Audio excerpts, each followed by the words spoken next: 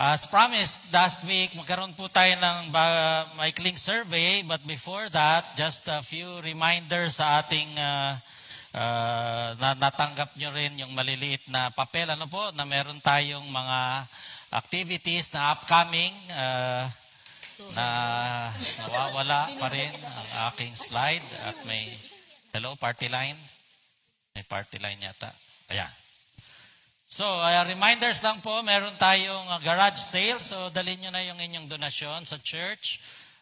Nandiyan po kung anong items. Para po ito sa youth camp ng ating mga kabataan. So, pray po natin yan. And on Friday, Good Friday po yon. So, we'll have an extended time of prayer. This is very appropriate sa panahon na yan. Good Friday po yan. So, yan yung panahon na talagang history making. So, makilahok po tayo sa ating church activity niyan. And sa Sunday, anong oras ang worship service natin sa Sunday? 5 a.m. Yan, 5 a.m. po hindi 5:30. 5 a.m. Talagang sasalubungin natin ang madaling araw gaya ng first Resurrection Sunday. And finally, sa 9 na po ito, August 9, ang mga couples po na nagpalista, tayo ay meron getaway retreat, ang mga mag-asawa. And mamaya, after worship service, tayo po ay may lesson ng Jesus Part 2 sa ating doctrines class. Now, punta na po tayo sa ating survey. I hope meron po kayo ng mga papel. Ilabas nyo na at labas nyo yung mga ballpen.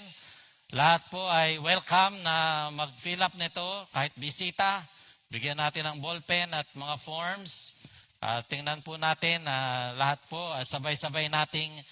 Sino po ang wala pang form? Bigyan natin yung may extra pa yatang form. So, taas po ang kamay ng wala pang form. Sige po, lapitan natin mga ushers. Saan yung mga sobrang forms natin? Kulang ba? Ubus na? Ubus na? Ba? Okay. Maliit ang faith ng ating printing. Ubus na pala. Okay, ito po yung 20 na simpleng tanong. Ito po yung susundan natin na scoring. Yes or no lang naman to, pero nilagyan natin ng grading. Medyo ayusin po natin. Yung nakaprint dyan ay ginawa nung antok, kaya medyo mali. So ito po yung susundan natin. Kung kayo po may mga tanong dyan, kung kayo po ay hindi agree, totally disagree kayo, hindi ang sagot nyo, number 1. Kung kayo naman ay oo o agree na agree, doon po kayo sa number 5. Okay? Kung kayo walang kung kayo hindi nyo alam kung anong feeling nyo dyan, hindi nyo alam kung yes or no kayo, doon kayo sa gitna, number 3. Hanggat maaari, huwag kayo mag-number 3 para makabilang ang ating mga boto. Okay? Isa-isahin na po natin. At wala po dyan pala yan. Nasa papel ninyo. Tingnan nyo po yung papel ninyo. Sabi po dyan sa number 1, mayroon ba tayong malinaw at nag-iisang pananaw at misyon sa simbahan natin? Do we have a clear and common vision? Yung una nyong maisip na sagot, yun agad yung bilugan nyo, ha? Kung hindi kayo agree dyan, number 1. Kung agree na agree, number 5. Pangalawa, malinaw ba sa atin kung ano sa ating palagay ang nais ng Diyos na gawin natin sa loob ng 5 taon? Do we have a clear enough understanding of what we think God wants us to do in the next 5 years? No, 1 kayo dyan. Kung yes na yes, number 5. Kung medyo yes, number 4. Kung medyo no, number 2. Number 3, nakikita ba sa ating simbahan na ang salita ng Diyos bilang batayan ng autoridad is the Word of God, seen as the basis of our authority in this church? Totally agree, number 5. Totally disagree, number 1. Number 4, nakakapukaw ba ng tunay na pagsamba ang ating worship service, celebrations, ang ating pagtitipon? Do our public celebrations inspire through worship? Totally agree, number 5. Totally disagree, number 1. Number 5 question, nagpapahayag ba ang ating simbahan ng positibong mensahe ng Ebanghelyo? Do we present a positive gospel message? Okay, bilugan nyo ng mabilis. Number 6, balanse ba ang presentation natin ng ebanghelismo at pagpapalago, evangelism and edification? Number 7, does our corporate prayer saturate the life of our church? Binabalot ba ng panalangin ang ating simbahan? Number 8, may masinsinan ba tayong pagsisikap upang may masinsinang pagsisikap ba upang dalhin ang mga individual sa paglago? Do we have a concerted effort to bring individuals to maturity? Totally agree, number 5. Totally disagree, number 1. Tunay ba nating inaabot ang mga bisita? Do we really reach out to our visitors? Yes or no? Yes, number 5. No, number 1. Number 10, may kamalayan ba ang ating simbahan sa mundo, sa paligid nito? Is our church aware of the world at its door? 11, aktibo ba tayong tumutupad sa dakilang utos?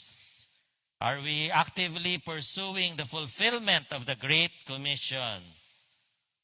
Number 12, nakaka-develop ba po tayo ng mga leaders? Are we developing leaders in this church? Totally agree, 5. Totally disagree, 1. Seryoso ba ang ating mga leaders sa pagtupad ng kanilang mga tungkulin? Do our leaders take their responsibilities seriously? 1, totally disagree. 5, totally agree.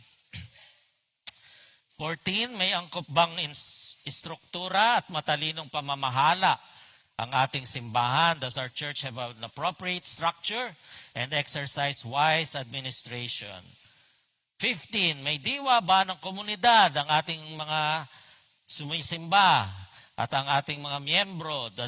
Do our congregants have a sense of community? Do you feel belonging? 16, isinasagawa ba natin ang responsableng pag-ako sa ating mga pananagutan at pagsasabuhay ng may integridad? Do we practice accountability and exercise integrity? 18, bukas ba tayo sa lantarang pagpapahayag ng pagkakasala? Is confession openly practiced in our church?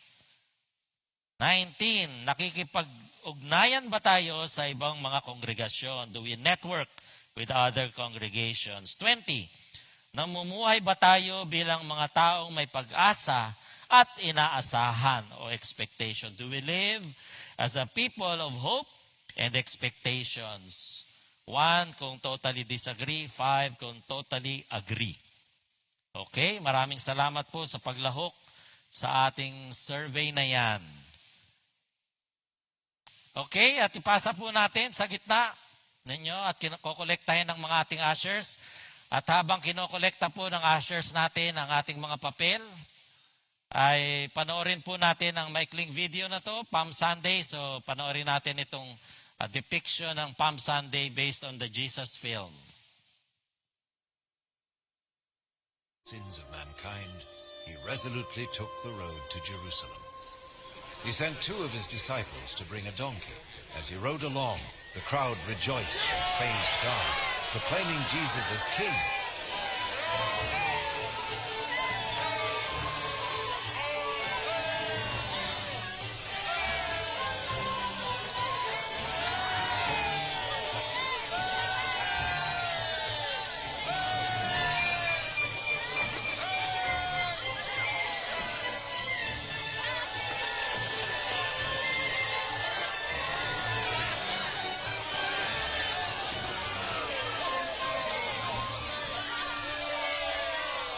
Teacher, command your disciples to be quiet. I tell you, if they were to be quiet, the stones themselves would begin shouting. Peace in heaven and glory in the highest.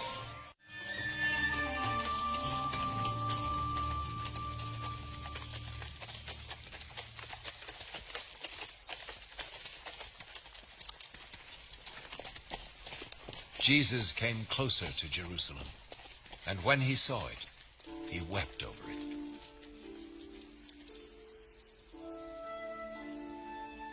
If only. On this your day you had known the path for peace, but you have failed to see it. The days will come when your enemies will build ramparts to surround you and hem you in, pressing hard from every side. And within these walls they will destroy you, you and your children. And they will not leave one stone upon another in you, because you did not recognize the time of your visitation.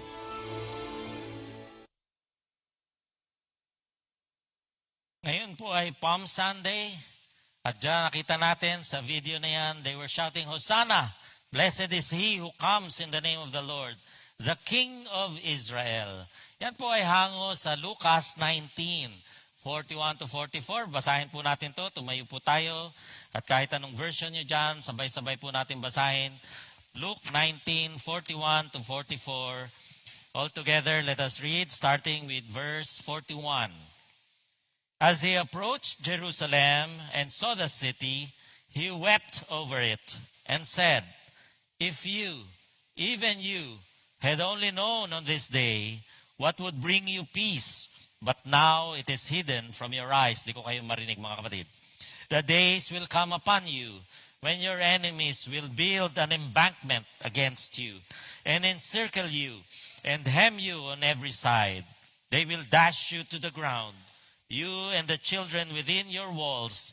They will not leave one stone on another because you did not recognize the time of God's coming to you. Our title this morning, The Tears of a Visiting God. Panginoon, naway maunawaan namin ang inyong mga luha.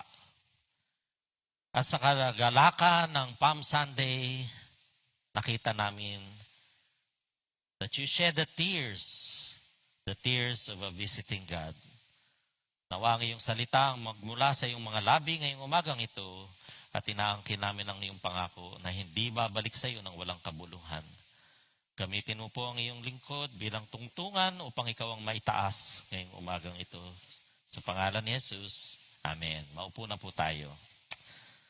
Siguro kung tayo may mga bisita, o ngayon may bisita tayo, siguro hindi naman natin paiiyakin yun, ano? Pero po dito ngayon, ang ating bisita, ang ating pag-aaralan, ang Diyos, nagkatawang tao, bumisita sa mundo. And yet what we see is the King of Kings, the Lord of Lords, the Creator of the universe, the omnipotent, omniscient, omnipresent God, weeping. Weeping. And yung weeping na yan is in the midst of the cheering. Nag-cheer, di ba? Nakita natin, nag-cheer. Bakit po nangyari yan? Kasi sabi doon sa mga verses before that, the whole crowd, yung buong syudad po ay nagsasaya. Sabi nila, blessed is the King who comes in the name of the Lord. And yet, gusto ngang pigilan ng mga Pariseo. Patahimikin mo nga yung mga disipulo mo, ang iingay eh. Sabi ni Jesus, pag tumahimik yan, pati mga bato, magpe-praise the Lord yung mga bato, kayo rin. So, ito po ay isang joyous occasion. Sa ibang versions po, nakasulat, Hosanna. Ay sabihin ng Hosanna, come save us. Come save us. Yun ang kanilang sagot. Nandun na nga yung Savior. At ito po ay fulfillment ng isang prophecy sa Zechariah chapter 9, verse 9. Sabi daw, rejoice, rejoice, people of Zion, shout for joy. Dito pala galing yung kanta ni Gary B. You people of Jerusalem, look, your king is coming to you. He comes triumphant and victorious, but humble, riding on a donkey, the colt of the foal of a donkey. Hindi siya kagaya ni Alexander the Great na ang ganda ng kabayo, stallion, puti, panghari talaga. Ito po, donkey, asno ang sinakyan. At dito nakikita natin, pero itong king na to, the long-awaited Messiah na to, hindi naman siya overexcited, mga kapatid. Happy rin siya, pero hindi siya excited masyado. Bakit? Alam niya kung ano yung darating. At alam niya ang katotohanan. At alam niya that instead of tuloy-tuloy ang kanyang kasiyahan, biglang tumigil yung parada. Parang na-traffic ba? May banggaan sa harap. Na-traffic. Ba't biglang tumigil? Sabi siguro nasa likod. Bakit tumaba ang traffic dito? Baka may banggaan. Hindi, umiiyak pala si Jesus kaya tumigil yung parada. Umiiyak si Jesus sa harapan. Sa gitna ng kasiyahan na yan. Kasi sabi, as he approached Jerusalem, he wept over it. The king weeps. At yung pagtangis na yon ay hindi tahimik. Hindi po yung tahimik na yung tutulo lang sa mga drama na paborito nyo, yung tutulo na lang, isa lang. Di ba? Galing kaya nun. Yung isa lang mataling may luha, Yung isa wala. Ang galing doon ha. Paano kaya ginagawa yon? Dito po, yung ginamit na salita ay wept.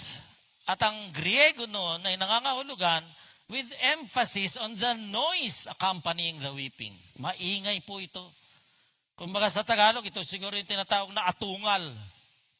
Maatungal sa lungkot. And the only other time that this is used for Jesus was in the Garden of Gethsemane. Saan po yun? Sa Hebreos 5:7. Ano pong sabi dyan? Basahin natin sabay-sabay. During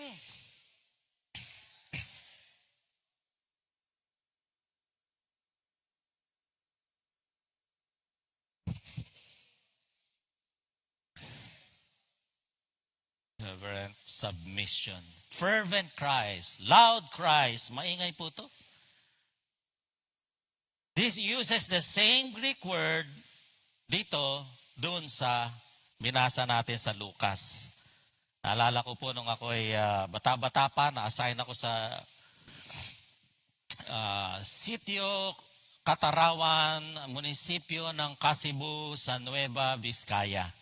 May clinic po doon na napakahirap maabot.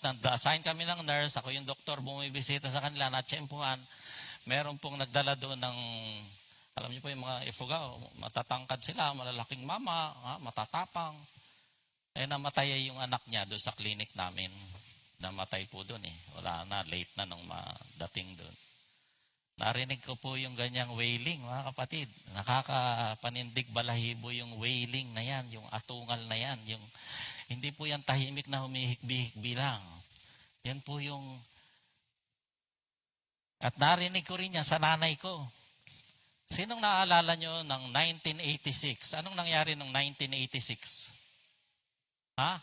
EDSA Revolution. Para sa amin, bukod sa EDSA Revolution, yung nanay ko po ay namatayan ng unang apo. Nalunod, 3 years old. Narinig ko yung ganyang iyak. Ayaw akong marinig. Kala mo sa sini lang yung pag-iyak na ganyan, kala mo sa sini, totoo pala eh. Narinig ko sa nanay ko. Namatayan yung unang apo. The same year, namatay yung kapatid niya. Sinalvage. Kinarnap. Sinalvage, tinapon, ilang araw, nakikuha sa tubuhan sa Kabuyaw ba yun? Sa Laguna, salvage. Iyak na naman yung nanay ko sa burol, atungal na ganito mga kapatid. Tapos yung isang kapatid ulit niya na lalaki na heart attack. Nagbe-breakfast, convulsion, patay. 3 patay sa isang taon ng dinamdam ng nanay ko. Ayaw ko pong marinig yung ganyang. Hindi ko alam kung nakarinig na kayo ng ganyang pagtangis. Hindi ko magaya, mga kapatid, kasi hindi maaarti ito eh. Hindi maiaarti. Talagang nagmumula po ito sa puso. At ito ay hindi po kagaya nung Jesus wept na shortest verse in the Bible, kaya yan ang minememorize natin. John 11:35. Umiyak din po siya dyan, but those were silent tears. Iba ang Griego na sinabi po dyan, iba ang ginamit na salita sa Griego. Ito ay personal grief over the loss of Lazarus, na personal friend niya. Nakita niya si Martha at Mary umiyak, daming umiyak, and Jesus wept. Tahimik lang. Hindi po atungal, gagaya ng nangyari dito sa Jerusalem, over Jerusalem. Why? Because this is wailing over the entire city of Jerusalem, the entire nation of Israel, the entire race of the Jews, ang kanyang pinagpipighatian. Nalungkot siya dahil dyan. Wailing loudly for the city, the nation, the whole race of the Jews. And why was Jesus grieving? Because while crowds saw a political triumph, Jesus saw a spiritual tragedy. Ano po yung nakikita ni Jesus na hindi nakikita ng maraming mga tao noong time na yun? Siguro kung nandun din tayo, maniwala kayo, nakikihusana rin tayong ganun. Eh. Baka may baon ng kayong palaspas, nakikiganon din tayo dyan. Eh. Bakit? Hindi naman natin alam. Nakikigaya lang tayo sa crowd eh. Sabi ng crowd, husana daw. Eh di, husana. mga Pinoy pa, din, ang galing natin kayang gumaya. Andun din tayo. Totally ignorant kung anong mangyayari in the next few days. So, huwag natin sila i-judge, mga kapatid, yung mga tao dun. Kasi kung tayo nandun, baka ganun din ang ginagawa natin. They were totally clueless. Clueless about what? The path that is hidden from their eyes. What is that path? The path of peace. Nasabi po dyan sa verse na binasa natin, the path of peace na kanilang hindi makita because of an opportunity that they missed. Sabi ni Jesus, if you, even you, had only known on the day what would bring you peace. What the crowd saw as a cause for celebration, Jesus saw as a missed opportunity. At ito mga kapatid ang masaklap sa missed opportunity. Every opportunity you miss is an opportunity you lost. Thank you sa testimony ni Ate Leia. Kung hindi siya sumama kahapon sa medical mission at nagpa-scrolling lang siya at nanood lang ng kung ano-ano, nag-medical mission pa rin. Tuloy pa rin yun. Sino nakamiss ng opportunity? Siya. At pag may na-miss ka at na-lose ka ng opportunity, may kakakibat yun, lalo na kung gawain para sa Panginoon, may kasamang missed, lost blessing. Kaya tumatangi si Kristo. Nalulungkot siya. Tuwing tayong lahat ay may namimiss na opportunity, nalulus na opportunity to serve Him, to follow Him. Second reason, because they were spiritually blinded. Sabi ni Jesus, because you missed it, now your eyes cannot see. Ang spirito mo ay nabulag na sa katotohanan. Bakit importante yung path to peace? Alam niyo ba ang ibig sabihin ng Jerusalem? Jerusalem. Sa Psalms nga, pray for the peace of Jerusalem. Bakit? Jerusalem means city of peace. Yung Salem, di ba? Shalom, Salem. City of peace. And the Prince of Peace was in their midst.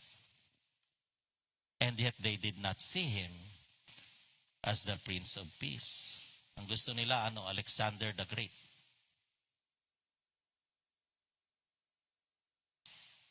Buti pa yung wise men ng Pasko Kinilala siya Mga hindi Kristiyano, hindi Hudyo, hindi nagbasa sila nung siguro na dahil kay Daniel ay meron sila nung Old Testament. Kilala nila yung Messiah. Sinamba nila, pinuntahan nila, napakalayong lugar.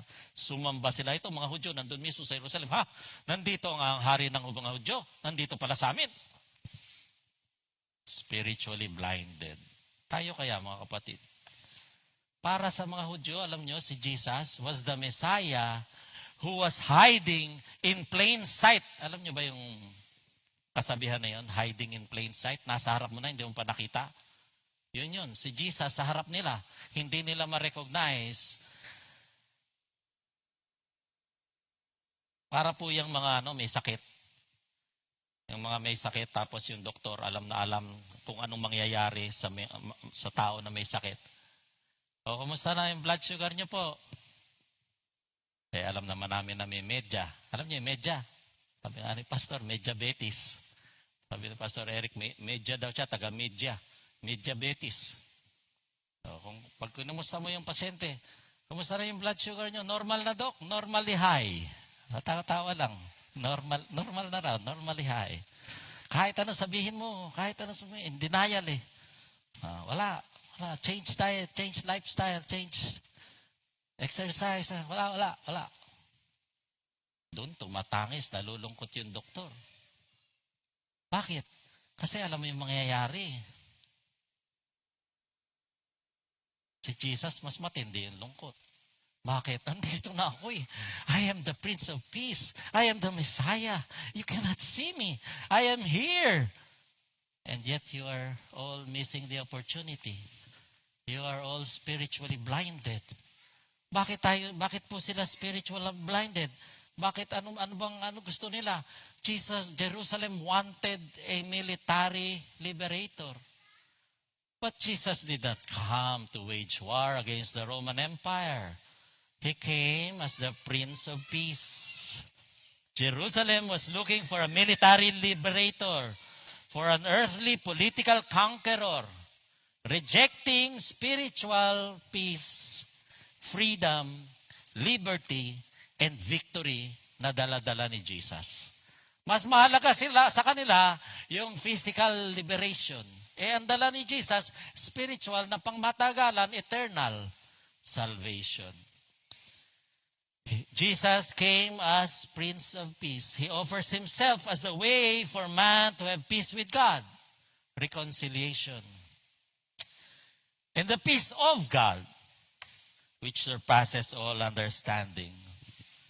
Jerusalem, the city of peace, needed the Prince of Peace to become truly at peace with God, with man, with itself.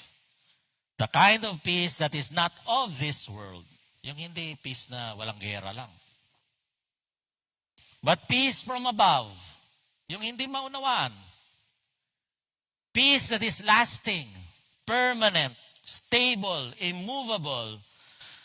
Immovable peace that is not dependent on circumstances. Regardless of what's happening outside. Regardless of your health status, your wealth status, may bank account ka ba, may gasolina pa ba ang motor mo o wala na, regardless, may peace. Yun ang dala ni Jesus sa atin. Yun ang dala niya nung panahon na yun. But he was rejected. Why? Kasi iba yung priority ng mga tao. Tayo kaya mga kapatid, naka-align ba yung priority natin sa priority ni Jesus? O nakatutok tayo sa kailangan ko ito ngayon na. Sabi po ng isang author, no matter where Jesus looked, kahit ano daw balingan ni Jesus, wala siyang magagawa kundi mapighati. Bakit? Tumingin siya sa likod. Sa history ng Israel, ano makikita niya doon? Wasted, lost opportunities. Buong Old Testament tungkol kay Jesus. Mga prophecy, mga sakripisyo na yon sa Exodus, kung saan sa Old Testament ay para patukoy sa kaisa-isang kailangan nilang sakripisyo ang dugo ni Kristo. Hindi nila ma-recognize. Looking within, there's spiritual ignorance, blindness. Hindi siya kinilala. Kahit na yung salita ng Diyos ay sa kanila inihatid. Tayo mga kapatid, linggo-linggo, hinahatiran tayo ng salita ng Diyos. Tayo kaya ay nananatiling spiritually ignorant, spiritually blinded. Jesus looked around. What did he see? Empty religious activity. Na walang kabuluhan para sa Diyos. Pero busy-busy ang mga tao. Abalang-abala. Aligaga. Sa ano? Ay, bibili ng kalapati pang sakripisyo. Magnanakaw muna para makabili ng pang sakripisyo. Ang tawag ni Jesus sa templo ng panahon na yon, a den of thieves. Bali, wala. Bakit? Ang mga puso malalayo sa Diyos. Religious lang. May God save us from religiosity, mga kapatid. Nawa ang Fairview Christian Fellowship ay hindi kayo tinuturuang maging relihiyoso. Nawa ang Fairview Christian Fellowship ay tinuturuan tayo maging spiritual. Magkaiba po yun. Itong mga taong to, religious, and yet not spiritual. Ang layo sa Diyos. He looked ahead and he wept. Lalo na siyang nagtangis sa darating. Ano po yung darating? The consequences that follow because of the missed opportunity, because of the spiritual blindness. At meron siya napaka-accurate na prophecy which he uttered in grief. Sabi diyan, the days will come upon you when your enemies will build an embankment. Alam niyo po, ano yung embankment? Babakuran yung buong syudad ni Titus. Nangyari po talaga yan noong AD 70. Binakuran yung buong Israel, naka-lock-in, quarantine, walang papasok, walang lalabas, hanggang maubos ang supply nyo dyan. Nagkataong Passover nung lumusob si Titus. Ang daming tao doon, daming mga Udyo, galing doon, nagpa-Passover, religious nga eh. Kailangan, may ritual tayo, kailangan nandyan tayo sa panahon na yan. They will dash you to the ground. Totoong nangyari yan, mga kapatid. Less than a generation, 37 years later, ano nangyari? In AD 70, the Romans, led by Titus, laid a siege on Jerusalem. Lockdown po ito, mga kapatid. Ano nangyari? Iba-ibang estimates, but the conservative estimate, ganyang karami ang namatay. Ba't marami? Kasi nga po, piyesta, pilgrimage. Nakulong lahat ng dumayo, nakulong dun. Pinagpapatay sila. 143 days, naubos ang supply, nagkagutuman, namatay sa sakit, at nung mahinang-mahina na sila, pinasok na yung kanilang mga walls, patay lahat. Accuracy. Accurate prophecy. Bakit nangyari lahat ito, mga kapatid? Bakit nangyari sa Jerusalem? Because the people did not know that God had visited them. They missed the opportunity. And yet God uttered this, Jesus uttered this prophecy in grief. Sa lungkot. Hindi po kagaya ni Jonah, sa propetang Jonah sa Old Testament, yung Nineveh, napakamakasalanan, ayaw nga niyang puntahan yun eh. Para magsisi, gusto niya, mamatay na lahat yun. Dahil bagay naman sa kanila, mamatay. Dahil masasamang tao sila. Napilitan na lang siya, punta siya doon, nag-preach siya. Minsan lang, di na niya inulit. Wala pang loudspeaker, wala. Minsan lang siya lumibot sa syudad, sinabi, magsisi na kayo. Kundi, mamatay kayo lahat. Ganun lang, tapos takas na siya, sana walang makinig. Sabi pa niya. Hindi po ganun ang pagsabi ni Jesus. Tumatangis siya, umaatungan siya, mabigat ang puso niya dahil alam niyang mangyayari ito kapag dahil sa inyong spiritual blindness, dahil sa inyong opportunities that you miss, you keep missing and you keep losing.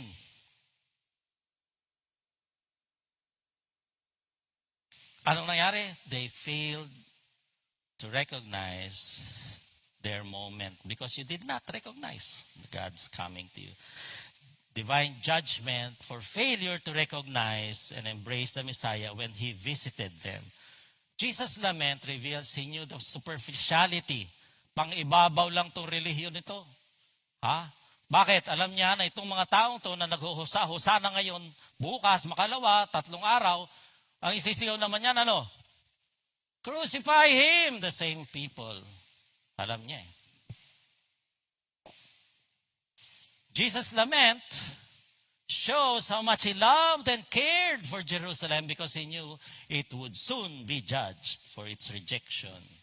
Mga kapatid, tuwing tayo po ay may lost opportunity, tuwing tayo ay may spiritual darkness, si Kristo po ay mabigat ang loob, lumuluha, tumatangis, umaatungal, wailing, and it's not silent tears, mga kapatid. Loud wailing. Why? Because He knows missed opportunities are lost opportunities, are missed blessings, are lost blessings. Sabi ni Ate Lea, time, talent, treasure. Sa totoo lang, if you don't give your time, you cannot give your talent. Doing your talent for God requires your time. If you not give God your time, you cannot give your treasure. Bakit? You have to come here and give your treasure. You have to take time to do online banking.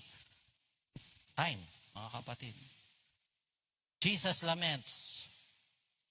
Are we losing our opportunities? Are we blinded spiritually? This is what a lament is. A prayer of lament is expressing sorrow or pain or confusion directly addressed to God. It is the chief way that dapat tayong mga believers is how we start the process of grief. Sa Diyos dadalhin. Hindi yung pagwala ng mabalingan, tsaka na lang sa Diyos. Hindi. Ang first recourse po natin, gaya ni Job, the Lord giveth and the Lord taketh away, sabi ni Job. Blessed be the name of the Lord. Alam niyo ba na halos 1/3 ng Psalm and the whole book of Lamentation ay nakaukol sa prayers of lament. Kasi nakakahiya naman dalhin sa Diyos. Nakakahiya naman magreklamo sa Diyos. Huwag po kayo mahiya dahil God wants to hear our pain. God encourages us to boldly approach His throne of grace. But that is not the same as grumbling, mga kapatid. Anong pagkakaiba nun? We bring our complaints to God, but live with hope and praise. Yung grumbling results in galit. Galit ka sa Diyos. You have resentment against God. Ba't mo, mabait naman ako. Ba't nangyari sa akin yan? Di galit ka na sa Diyos. Nagtatampo ka na sa Diyos. Hindi ka na magsimba. Nagtampo ka kasi sa Diyos. Grumbling yun, mga kapatid. Sa buong Bible, sa buong Psalms, lahat ng lament, ang kinakatapusan ay praising God, going back to God. Because prayers of lament are used by God to conform us to His image. How? By recognizing God's wisdom. Hindi naman natin alam lahat ng nangyayari. Ang nakikita lang natin ngayon lang, namatayan ako ngayon. Hindi malungkot ako ngayon. Nawalan akong trabaho ngayon. Hindi, purdoy. Ngayon. Hindi mo pa alam yung 1 year from now, 2 years from now. Hindi mo kita yun. Ang Diyos kita niya yun.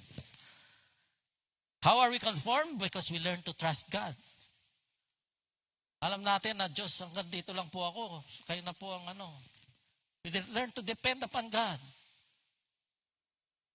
How else? Because we understand more of God's grace and His love and depend less upon ourselves. Dapat lang. Sabi, we have to lean not on our own understanding, but on God's grace. And in fact, when we lament, we become better neighbors. Bakit? We are more aware of the grief of others. And we can empathize more. And nakita natin, Jesus Himself prayed the prayers of lament. So when we lament, we walk in Jesus' steps. The laments of Jesus in the Gospels provide a scriptural warrant. Kung si Jesus nga naglalament, tayo hindi. And we can do that. We can do that. Now, how do we do that? By practicing lament. There are 4 parts. Hindi naman siya written in stone, but we need to keep turning to God. You may deny your circumstance, you may ignore your circumstance, you may be manhid to it, but still turn to God. Keep turning to God. Keep being faithful to God. Bring your complaints, not as grumbling. Paano malaman daw? One mark of the difference between lamenting, which is a godly complaint, and grumbling, which is ungodly complaint, is whether or not we are dwelling on what we deserve. Godly complaint identifies conditions or events in the world or in our lives and brings them to God, saying, look, Lord, look at what we are experiencing, and then nag-i-intercede tayo. Hindi nakafocus sa sarili lang, yun ang complaint, yun ang grumbling. Kaya ng mga Israelita, walang tubig, uhaw na kami, dinala mo ba kami, pinapatay mo naman kami dito, Moses, kami, gutom na kami, uhaw na kami. Sabi ng mga Israelita, mga grumbling. Then we ask boldly, naaral na natin yan, boldly, don't get stuck with a complaint, sabi. Complaint tayo ng complaint sa Pilipinas, sa mga leaders, sa presidente, vice president, mga politiko, mga crocodile farm daw dyan. But do we intercede? Don't get stuck with a complaint. Intercede. Ipag-pray. Arise, O Lord, confront him, sabi ni David. Sabi sa Psalms. Choose to trust the destination of lament, mga kapatid, is a heart that clings to the Lord of steadfast love. Our lament should bring us closer to God. And if we know the promises of God, and if He always keeps His promises, then we can trust Him. Sabi nga po sa Psalms, "But I trust in you, O Lord. I say, you are my God." So I can come to you with my complaints. Be open to God. Read the Psalms. Ang dami pong Psalms of Lament. Kung naisulat po yan ng psalmist, may susulat din natin. Basahin Lamentations. Write your own lament in your journal. Pwede po yan. You can be open to God. Open your heart to Him. He is ready. He can take it. Huwag po kayong mag-alala na baka magtampo ang Diyos sa dami ng reklamo nyo. Hindi po siya kagaya ng mga kilala natin na reklamo dyan. May ka. Hindi po tayo gaganunin ng Diyos. God wants to hear us, wants to be with us. And in all of this, we keep looking unto Jesus. He is our model. As we lament, we must remember Jesus. He is not only our model, He is the center of all our lamenting. Our greatest hope, ang dakilang pag-asa po natin, is one day, mawawala lahat yung lament na yan. And this is no exaggeration po. Sa New Jerusalem, there will be no lament. We read that God will wipe away every tear, from every eye. There shall be no more death, no more mourning, no more crying. Yan ang pag-asa ng believer. Kaya pwede tayo maglament. Kasi may pag-asa tayo, one day mawawala mismo yung lament sa bokabularyo natin. What Jesus secured for His people through His life, His death, resurrection, and ascension is the complete reversal of the curse of Genesis 3. That curse vanishes, and as God's people gather around the throne to worship the victorious Son, our need for lament will fade away one day. So okay lang maglament ngayon. Godly lament produces the fruit of hope in a future in which lament will have no place. So tayo mga kapatid, let us gather our sorrows. Bring them to our loving Father. Pour out our heart in lament. He knows, He cares, and He is eager for you to trust Him in your sadness, even in your sadness. And as we do that, let us remember, Jesus laments our every lost opportunity, our every spiritual darkness. Tayo mga kapatid, tayo ba'y inaabot na ng Diyos? Has He been trying to get your attention? Dead ma lang tayo? Nakikinig tayo sa sermon, nagbabasa ng Bible. Sensitive ba tayo sa Holy Spirit? O spiritually deaf, spiritually blind, lost opportunity? Are you keeping yourself in a spiritually dark place and intentionally turning a blind eye to the things of the Spirit of God?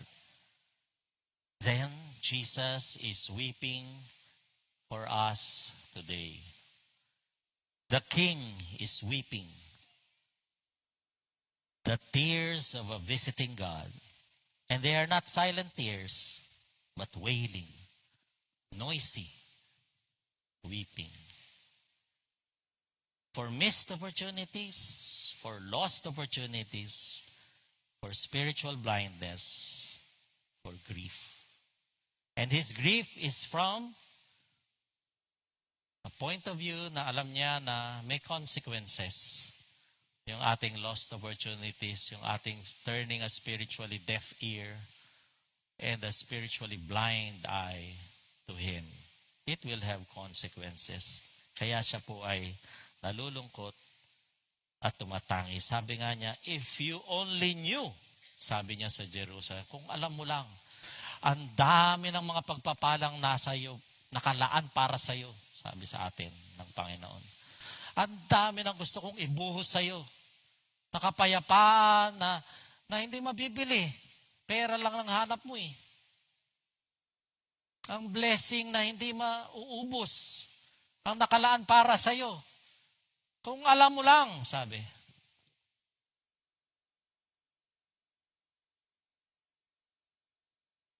Is Jesus shedding tears for all of us? But there is hope. Let us come now, move forward, look resolutely unto Jesus.